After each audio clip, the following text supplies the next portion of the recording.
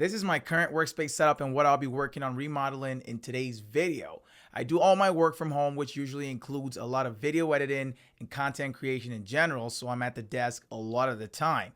The main reason I opted for an ultra-wide monitor here is to make video editing a lot easier. With an ultra-wide, I'm able to see a lot more horizontally on video editors, which is how these applications usually tend to work.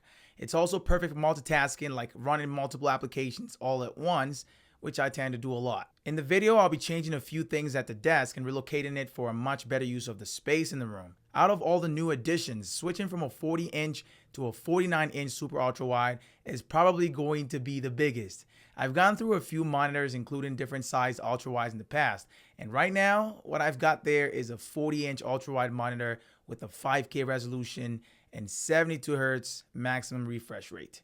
There's absolutely nothing wrong with it, and it's been perfect for all my use cases alongside my MacBook as an extended display. But I've been curious for a little while now about how much better a wider monitor could be for my workflow.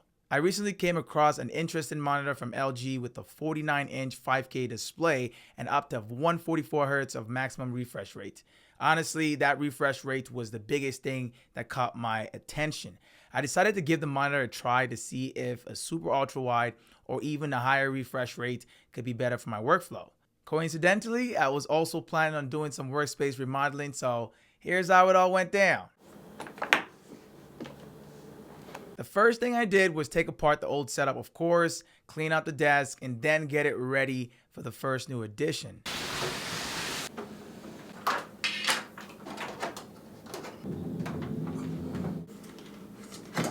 I've always wished my desk was mobile for convenience the few times when I move it around, but I just never got around to adding wheels, so I picked some up for this upgrade. They came as a set of 4 with a total weight capacity of 220 pounds, which is more than enough for everything I'll have on the desk at any given point in time. They also come with brakes, which will come in very handy when I need the desk locked in place in one spot.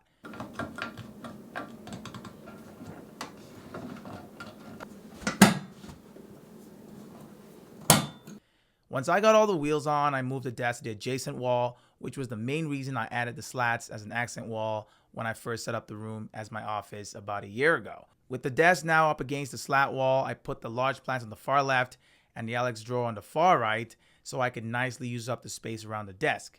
With the addition of the 49-inch super ultra wide, I also realized that I needed a new desk arm. I bought one from the Vivo brand on Amazon that's able to hold up to 49-inch super ultra wide monitors with a maximum weight capacity of 33 pounds. The installation process was fast and easy, especially if you've done anything like this before. And if not, there's a manual in there which is pretty easy to follow. I went ahead and mounted the arm onto the far right of the desk to create sort of a floating monitor look with the arm being out of the way. Once that was done, I brought in the monitor and attached the back plate from the desk arm to the VESA mount on the back side.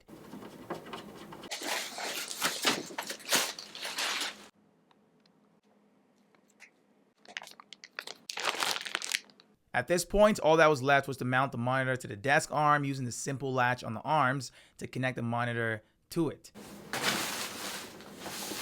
Now, all I had to do was use the arm's pneumatic spring lift to adjust the arm perfectly for the weight of the monitor. Yeah, it's a super cool feature that I actually like about this desk arm, which my last one didn't have. To adjust, you just need to use the provided Allen key to twist one of the pivot points clockwise or counterclockwise to find that sweet spot. While I was back there, I took the opportunity to do some cable management, which was made easier by the desk arm alone. There's cable runways to hide cables you've got connected to the monitor or even just coming from around the monitor area.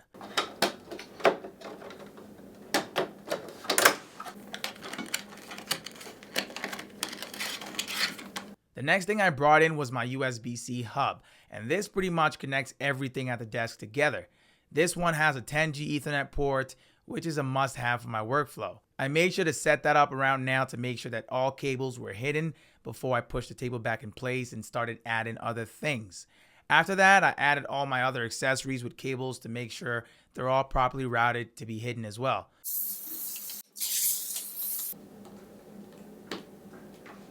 Next, I rolled the desk back up against the wall and began adding all my desk accessories, starting with my Audio Engine A2 Plus desktop speakers. Onto the far left side of the desk, I mounted the mic onto the wave arm, low profile desk arm, which I have from the old setup. I really like how it folds in and out easily, and it's probably one of my favorite desk arms to have used ever.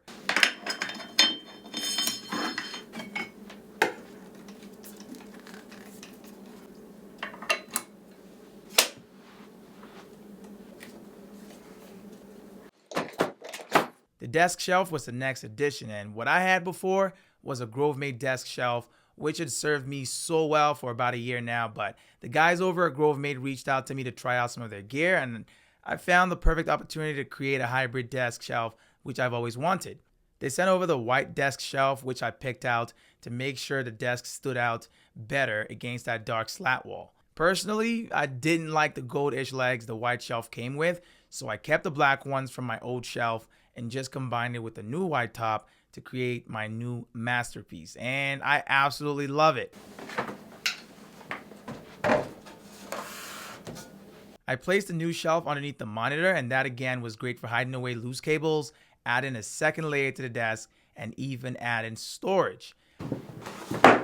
Up next, I brought in the extra large desk mat and the same productivity combo I had from the old setup, but here I added another piece sent to me by Grovemade. Before this video, I already used the Glidden wrist rest from Delta Hub, which works great with my mouse, so I decided to add something similar for my keyboard. I've used keyboard wrist pads in earlier desk setups, but only with 10 keyless keyboards. When I switched to a full-size keyboard, that also meant that I needed a new wrist pad, but I never got around to picking one up. It's definitely not mandatory to have, but it's great for better wrist health, especially if you're at a desk using a keyboard for long hours, which is totally me all the time. If you saw my last video on the desk setup, you might remember that I use my iPad Pro at the desk for small tasks whenever I'm there. This next addition is a new piece that'll help in holding up the iPad better and was also sent to me by Grovemade. It's got a little cable path for passing a single cable through for charging the iPad. This is not a necessary addition, and I'm sure there are cheaper alternatives out there, but the quality of Grovemade products has been great to me from my experience. I added the same vertical stand from the old setup, which is still one of the best things I've picked up off Amazon.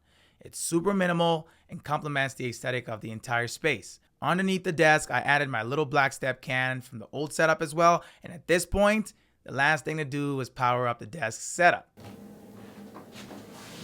The final result was exactly what I'd hoped for, and everything looked and worked great. I felt the impact of using the 49-inch Super Ultra Wide for my workflow almost immediately, especially for video editing. Having that much real estate for scrolling horizontally is perfect.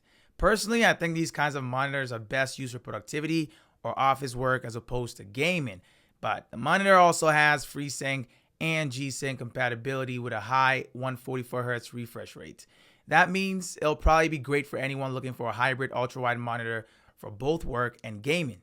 I'll probably end up making a review video on it, but only after I've used it for a little bit and gotten more familiar with it. It's got a lot of similar features to the 40-inch which I had before, like charging my MacBook through USB-C and a single cable, picture-by-picture mode, IPS display, high color accuracy, and a whole lot more. The biggest thing as a first impression for me with it is how much more I'm able to see horizontally on the screen now versus how it used to be before. There's a few key differences that I noticed immediately between the two monitors. For one, the old monitor is a bit taller vertically, and it's also got a higher resolution of 2160p as opposed to the 1440p on the 49-inch.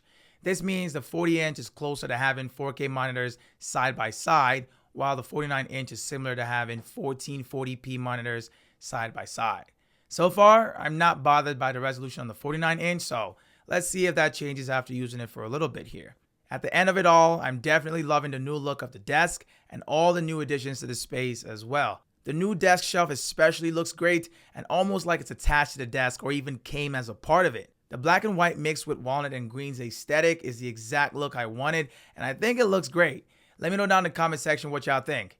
After a couple hours, I decided to swap the large plant with the Alex drawer, and also after using the mic on the left side of the desk for a little, I decided it'll be a better fit coming in from the right, so I swapped that out as well. Moving the Alex drawer out from underneath the desk has also been a huge change since I can now lower the desk a lot more. With the old setup, the drawer used to be in the way, creating kind of a lower limit, which wasn't the best at all. This is the new desk setup and the space that I'll be doing all my work moving forward. Let me know down in the comment section what you guys think about it, and also what your thoughts are on a switch in ultrawides. Like I said, I'll probably be back with another video on the monitor where I'll be testing it out for gaming as well. So if you're interested in seeing more on it, make sure you're sub to the channel with notifications turned on.